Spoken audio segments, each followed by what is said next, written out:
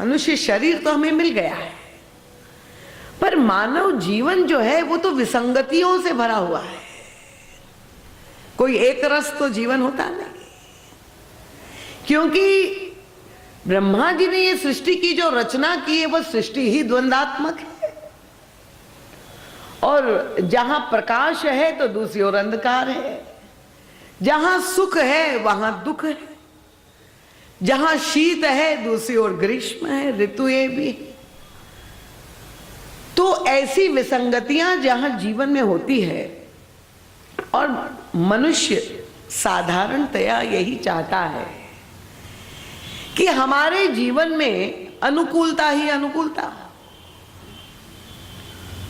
और विशेष रूप से यदि कोई व्यक्ति आस्तिक हो, धर्म का आश्रय अपने जीवन में जिसने लिया हो, धर्माचरण करता हो, सत्य के मार्ग पर नीति पूर्वक चलने का प्रयास करता हो, ऐसे लोग तो यही समझते हैं कि जब हम प्रभु का काम कर रहे हैं, हम धर्म के मार्ग पर चल रहे हैं, तब हमारे जीवन में अनुकूलता ही अनुकूलता होगी, क्योंकि हम एक सात्विक प्रयोजन लेकर के, एक उच्चतम आदर्श लेकर के चल रहे हैं।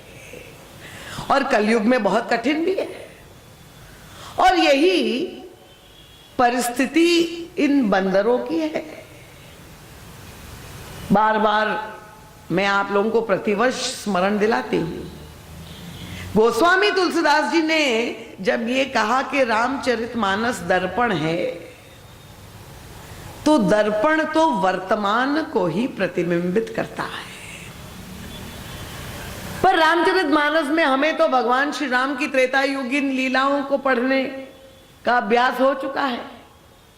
इसलिए युग तुलसी के अवतार का जो उद्देश्य है कि मानस के दर्पणत्व को जिस तरह से परम पूज्य महाराज श्री ने प्रमाणित किया, ये बंदरों की खोज की यात्रा, श्री सीता जी की अन्वेषण की यात्रा, ये प्रत्येक साधक के जीवन की यात्रा है।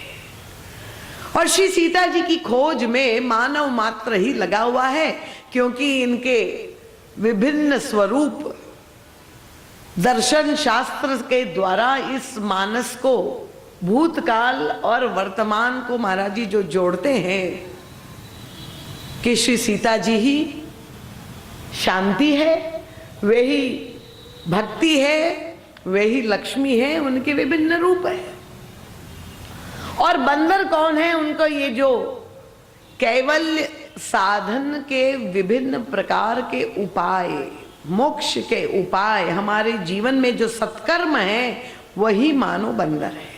और सत्कर्म के द्वारा हम अपने लक्ष्य को पाने की चेष्टा कर रहे हैं। और व्यक्ति जब समझता है कि जब हम सत्कर्म पूर्वक चल रहे हैं, तो हमारे जीवन में तो कोई बाधा, विघ्न, विरोध, दुख, संकट आना ही नहीं चाहिए। और उनका सोचना भी स्वाभाविक है, क्योंकि भक्तों के जीवन में ऐसी भी घटनाएं पढ़ने को मिलती है। मानस से ही तो महाराज जी हमें प्रमाणित भी कर देते हैं।